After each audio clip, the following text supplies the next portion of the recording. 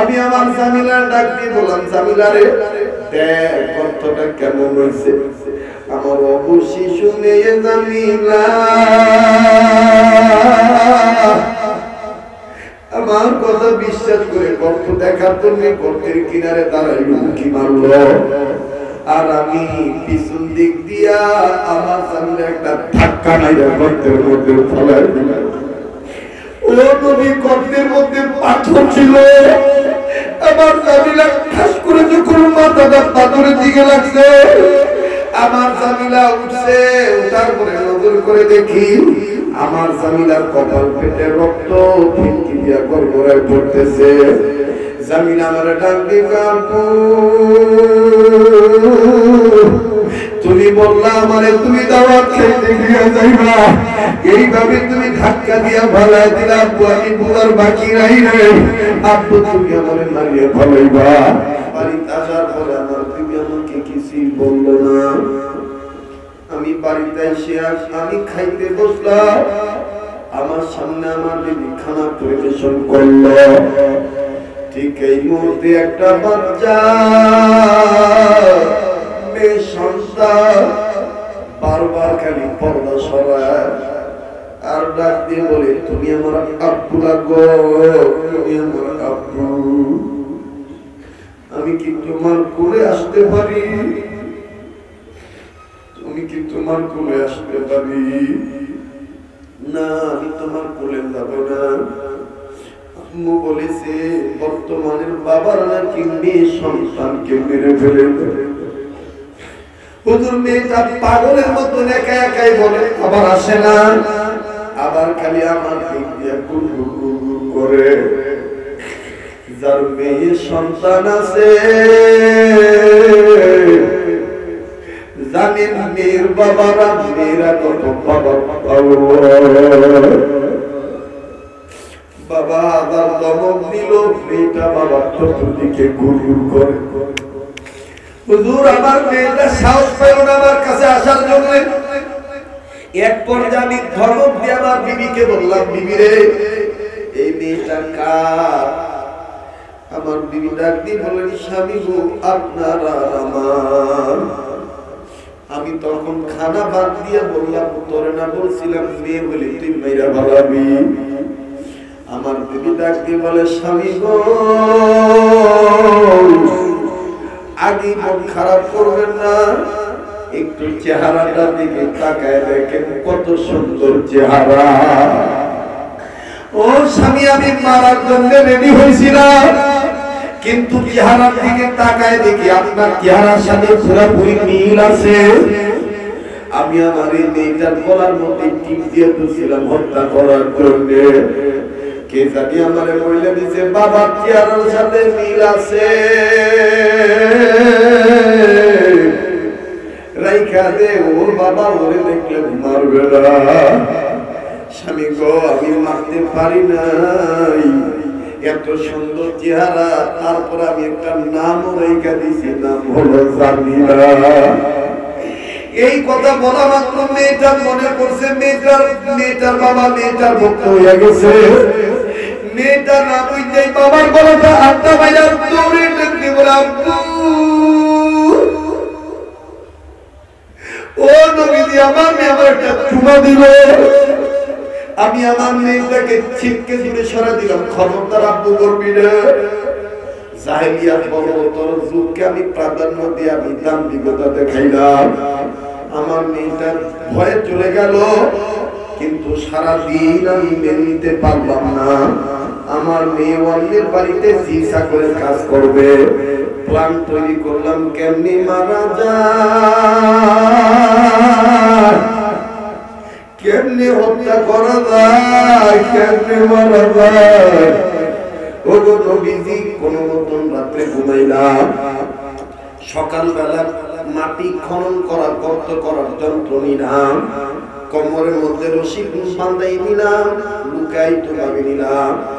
আমার বউর কাছে বাহানা করে বললাম, বিবি রে দে জামিলারে নতুন কাপড় পরা সাজায় দে।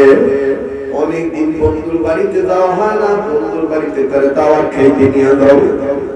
হুজুর, আমার বিবি সরল মহিলা, কথাটা বিশ্বাস করে যখন আমার বিবি আমার জামিলা ডাইকা নতুন কাপড় পরায় দেয়, জানেননি আমি কেমন নিষ্ঠুর পিতা। আমার জামিলার যখন নতুন কাপড় পরায় দেয়, আমার জামিলা নিজের কাপড় ধরে এরকম তুলায় আর ডাক দিয়ে বলে, মা গো তুমি না বলছিলা আব্বা ভালো না, দেখো আমার আব্বা কত ভালো, আমার নতুন কাপড় পরায় নিয়ে দাওয়াত খাইতে নিয়ে যাইব। ও নবীজি যদি জানতো এই মেয়েটাকে আমি হত্যা করার জন্য কাপড় পরায় নিতেছি, আমার মেয়েটা আমার সাথে যাইতো না। শুধু আমার মেয়েটারে যখন কাপড় পরায় দিল, আমি আমার জামিলারে তার মায়ের সামনে বাহানার মতো নাটক করে আদরের ভান করলাম। আদরের ভান করে হাতে দইরা নিয়ে গেলাম। মায়ের চোখের আড়াল যখন হইয়া গেল, মায়ও দেখি মেয়ের দৃষ্টি ফুরায় না, মেয়ে দেখি খালি বারবার মার দিকে তাকায়।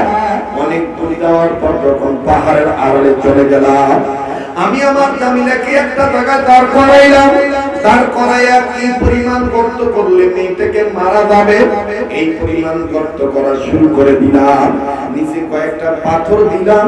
হুজুর জানেন নি গর্ত করার সময় একদিকে সূর্যের তাপ আর একদিকে আমার ঘাম বেয়ে পড়তেছে, আর মাঝে মধ্যে কিছু মাটি আমার দাড়িতে কপালে লাগে। আমার মেয়েটা দৌড়ায় ডাক দিয়ে বলে, আব্বু একটু থামো, তুমি ঘেমে গেছো, তোমার দাড়িতে মাটি লাগছে। আমার মেয়েটা আমার ঘাম মুছায় দেয়, আমার মেয়েটা আমার দাড়ির মাটি ছাড়িয়ে দেয়। আমার মায়া লাগে। এরপরে গল্প শেষ হয়ে গেল। আমি আমার জামিলার ডাক দিয়ে বললাম, জামিলা রে দেখ গল্পটা কেমন হয়েছে। আমার অবশ্যই শুনে জামিলা আমার কথা বিশ্বাস করে গল্প দেখার জন্য গল্পের কিনারে দাঁড়াইল, কি মারল। আর আমি পিছন দিক দিয়া আমার সামনে একটা ধাক্কা নাইয়া গর্তের মধ্যে ফেলাই দিলাম। ও নবী, গর্তের মধ্যে পাথর ছিল। আমার জামিলা ঠাস করে যখন মাথাটা পাথরের দিকে লাগছে, আমার জামিলা উঠছে। তারপরে নজর করে দেখি আমার জামিলার কপাল পেটে রক্ত ফিনকি দিয়া গড়গড়ায় পড়তেছে। জামিলা আমার ডাক দিয়ে, কাকু তুমি বললা আমারে তুমি দাওয়াত খাইতে গিয়া যাইবা, এইভাবে তুমি ধাক্কা দিয়া ভালাই দিলা। আব্বু আমি বুঝার বাকি নাই রে, আব্বু তুমি আমারে মারিয়ে ভালাইবা। হুজুর আমার জামিলা এপাশ ওপাশ হাঁটাহাঁটি করে, কখনো এই দিকে যায় কখনো ওই দিকে যায়, হাত শুরু করে বলে, আব্বু তুমি আমারে জানে বাইরো না। হুজুর আমার মনে একটু মায়াও লাগলো না। আমি বিরাট একটা পাথর উঁচু করলাম, এই পাথরটা উঁচু করে ঠাস করে তার মাথায় আবার নিক্ষেপ করলাম। ওই পাথরটা তার মাথায় লেগে গেল। লাগার পরে আমার জামিলা আবার আব্বু বলে চিৎকার দিছে। আমার ভিতরে আরো রাগ বেড়ে গেল। আমি তখন আর একটা বড় পাথর নিলাম। এবার ধরে এমন মারব জীবনে যাতে বাপ না বলে ডাকতে পারে। আমার মেয়েটা রক্ত মুছার ডাক দিয়ে বলে, আম্মু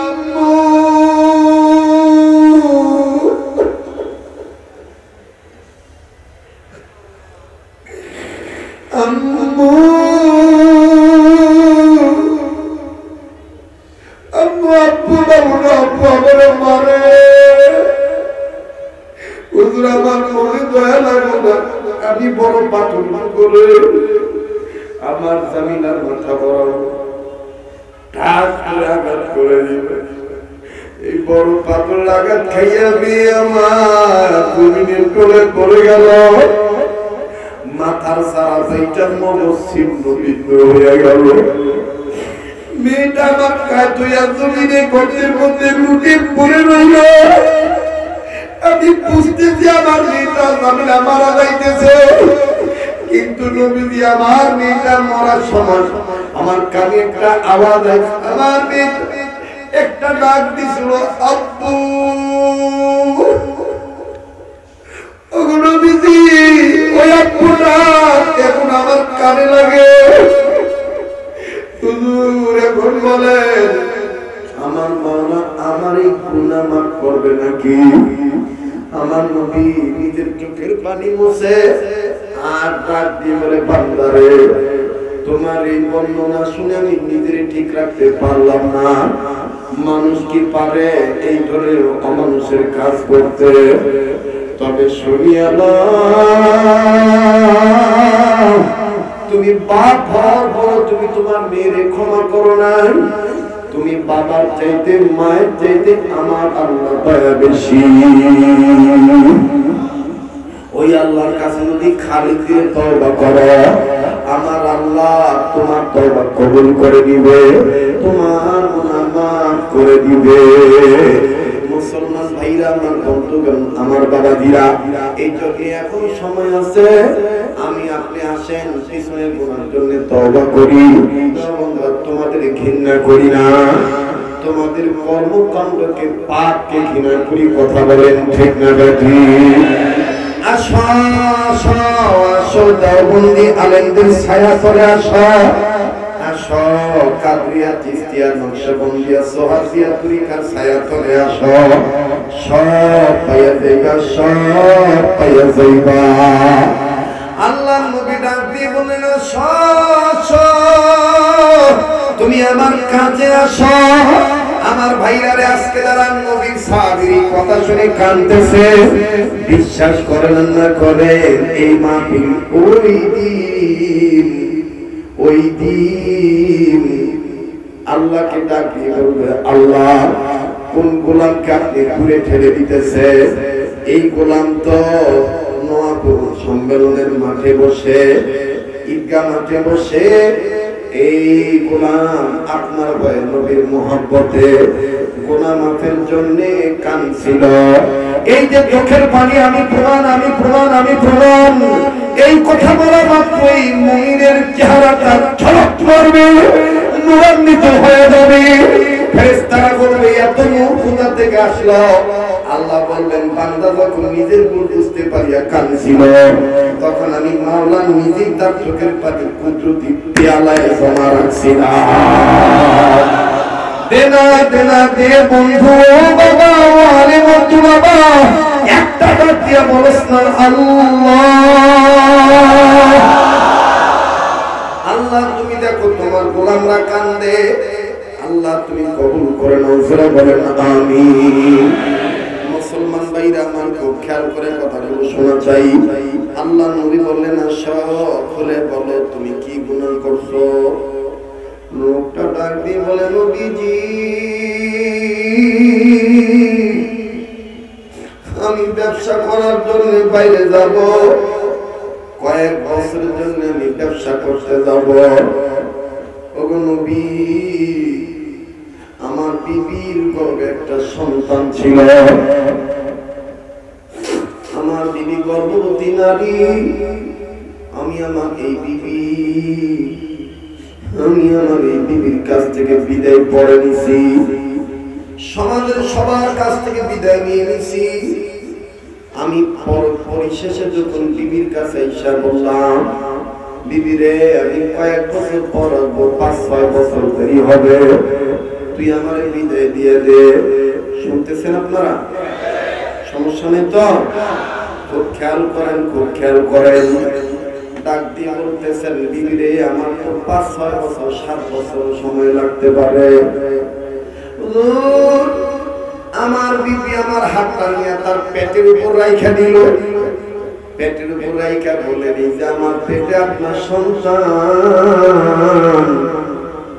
এই সন্তানটা কি করবে এটা তো বললেন না। আমি তখন আমার বংশের দাম্ভিকতা ঠিক রাখার জন্য জাহিলিয়াত বর্বরতার সুখকে আমি প্রাধান্য দিয়া আমার বিবিরে বলে দিলাম বিবিরে ছেলে হইলে রেখে দিবি, মেয়ে হইলে তো কবর দিয়া মেয়েরা ফলাবি। আমি আমার বিবির এই কথা বলে বিদায় নিয়ে চলে গেলাম। কয়েক বছর পর যখন আমি 6-7 বছর পর বাড়িতে এলাম, সামনে ইসলাহ হওয়ার জন্য রাস্তা খুঁজি। আমার বন্ধুগণ, আমার বাবাজিরা, এই জন্য মায়া মহব্বত করে একটা ডাক দেবেন, বলেন না আল্লাহ। এক নম্বর কর্মসূচি আল্লাহকে ভয় করব, দ্বিতীয় নম্বর ভয় করার পাশাপাশি আল্লাহকে মহব্বত করব, আর তৃতীয় নম্বর হইল সব সময় আল্লাহ আমাদের সাথী হয়ে যাব। হাকিম মুহাম্মদ থানভী রাহমাতুল্লাহ আলাইহি বলেন, পাঁচ কাজ তারা পালন করবে যারা আল্লাহর ওলি হবে তারা। এক নম্বর সকল প্রকার গুনাহ থেকে বেঁচে থাকা, দুই আর তিন আল্লাহর হুকুম ফরজ আর ওয়াজিব ঠিক মতন আদায় করা, চার নম্বর রাসূলের সুন্নাতের নকল করা, পাঁচ নম্বর নিজের অভ্যাসকে নফল আমলের অভ্যাস বানানো। এই পাঁচ কাজ যারা করবে আমার আল্লাহর নবী ওয়ারিস থানভী রাহমাতুল্লাহ আলাইহি বলেন, আল্লাহ পাক তাকে ওলি বানিয়ে দিবে।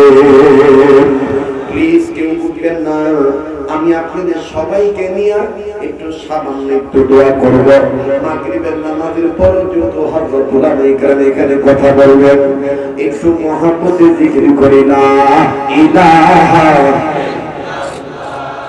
লা ইলাহা জোরে লা ইলাহা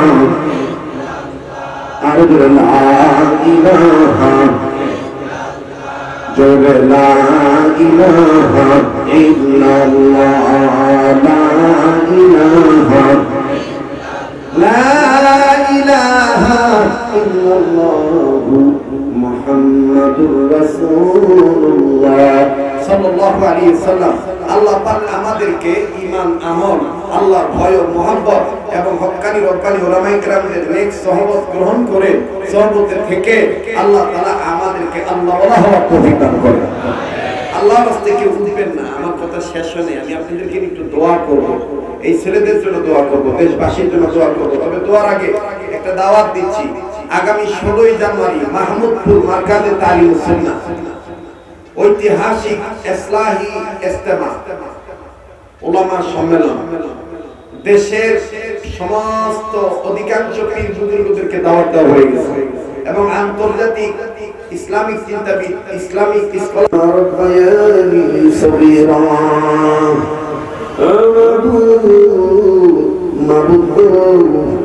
আমি তোমার দরবারে উলামাদেরকে নিয়ে আল্লাহ লক্ষ হাজার মানুষ নিয়ে তোমার দরবারে হাত তুলেছি। দয়া মায়া করে জিন্দেগির গুনাহগুলি তুমি মাফ করে দাও। আল্লাহ গো, তুমি যদি মাফ না করো কে মাফ করবে? তুমি যদি কবুল না করো কে কবুল করবে রে আল্লাহ? আল্লাহ আমাদের জিন্দেগির গুনাহগুলি তুমি মাফ করে দাও। এই মাহফিলকে কবুল করে নাও। এই মাহফিলের উসিলায় এই এলাকার মুত্তাকিনের কবর আযাব তুমি মাফ করে দাও। চেয়ারম্যান অসুস্থ, চেয়ারম্যানের বিবি অসুস্থ, আল্লাহ তুমি শিফা দান করো। এমনিবার সরকারি যত আমলা অসুস্থ, মালিক তুমি সুস্থ করে দাও আল্লাহ।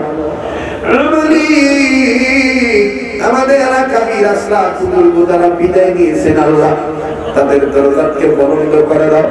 খাস করে আমাদের হযরত আল্লামা শাহ আহমদ শফি রাহমাতুল্লাহি আলাইহি, মুফতি নূর হোসেন কাসিমি রাহমাতুল্লাহি আলাইহি, আয় আল্লাহ তোফাজ্জল হবিবুদ্দিন রাহমাতুল্লাহি আলাইহি, সুবহান আহমদ আনসারী রাহমাতুল্লাহি আলাইহি, আয় আল্লাহ শাইখুল হাদিস আল্লামা আশরাফ আলী রাহমাতুল্লাহি আলাইহি। মাহমুদ যারা যারা ইন্তেকাল করেছেন প্রত্যেকের দরজা তুমি বন্ধ করে দাও। যত আকাবির আসলাফ আছেন প্রত্যেকের হায়াত বাড়ায় দিয়া আফিয়াতের জিন্দেগি দান করো। আয় আল্লাহ বাকির মুর্শিদ শাহের আমার হায়াত বাড়ায় দিও আল্লাহ, আফিয়াতের জিন্দেগি দান করো আল্লাহ। এখানে যারা আইম্মায়ে মাসাজিদ, আইম্মায়ে মাদারিস, উলামা, তুলাবা, আয় আল্লাহ স্কুল কলেজ, ব্যবসায়ী, চাকরিজীবী, প্রবাসী, ও মালিক ধনী গরিব নারী পুরুষ ছোট বড় আল্লাহ যারা যারা হাত তুলেছে সবার জন্য দোয়া করলাম, তুমি কবুল করে নাও। আমার দেশ থেকে করোনার ভাইরাসকে তুলে নাও গো আল্লাহ। আল্লাহ মানুষের পাশাপাশি পশু পক্ষীর হেফাজত করো আল্লাহ, সারা বিশ্বের মাঝের মুসলমানদের হেফাজত করো আল্লাহ। এই সম্মেলন তোমার হাতে দিয়ে গেলাম আল্লাহ, এই সম্মেলন এই এলাকা তুমি যুগ যুগ বাঁচায় রেখো আল্লাহ। মাবুদ এই কমিটির ভাইদেরকে তুমি আল্লাহ ওয়ালা বানিয়ে দিও আল্লাহ। আল্লাহ ওই সম্মানের দ্বারা এই এলাকার মধ্যে সুন্নাত জিন্দা করে দিও আল্লাহ। মাবুদ একটা ডাক্তার না আল্লাহ, তো বলেন না আল্লাহ। আল্লাহ যাদের মা নেই বাবা নেই, মা বাবার কবর জান্নাত বানিয়ে দাও। মা বাপ যাদের বেঁচে আছে হায়াত লম্বা করে দাও, অসুস্থ থাকলে সুস্থ করে দাও আল্লাহ। মা যাদের মারা গেছে মায়ের মাফ করে দাও, পাশাপাশি মায়ের বংশের মাফ করো, বাবারে মাফ করো, বাবার বংশের মাফ করে দাও আল্লাহ। আল্লাহ যে যায় তুমি দিয়ে দাও, যে যার যায় দিয়ে দাও আল্লাহ। আল্লাহ আমাদের সবাইকে তুমি কবুল করো আল্লাহ। আমার দেশের মসজিদ মাদ্রাসা খানকা আবাদ করে দাও আল্লাহ। আমার দেশের মসজিদ মাদ্রাসা খানকা আবাদ করে দাও আল্লাহ। ইয়া আল্লাহ যারা দোয়া চাইছে, দোয়ার হকদার, দোয়ার আশা রাখে, সবার জন্য দোয়া করলাম। আমন্ত্রিত বুজুর্গ উলামায়ে কেরামদের জন্য দোয়া করলাম। আল্লাহ সবাইকে আপনি কবুল করেন, আল্লাহ সবাইকে আপনি কবুল করেন। এখানে যাকে পছন্দ তার উসিলা আমাদের সবাইকে মাফ করে কবুল করেন। আউলিয়া কেরামের উসিলা দোয়া কবুল করেন, নবীর উসিলা দোয়া কবুল করেন। সাল্লাল্লাহু তাআলা আলা খাইরি খালকি মুহাম্মাদি ওয়া আলা আলিহি ওয়া আসহাবিহি আজমাইন। সুবহানা রাব্বিকা রাব্বিল ইজ্জাতি আম্মা ইয়াসিফুন ওয়া সালামুন আলাল মুরসালিন ওয়ালহামদুলিল্লাহি রাব্বিল আলামিন। আমিন বিরহমাতিকা ইয়া আরহামার রাহিমিন।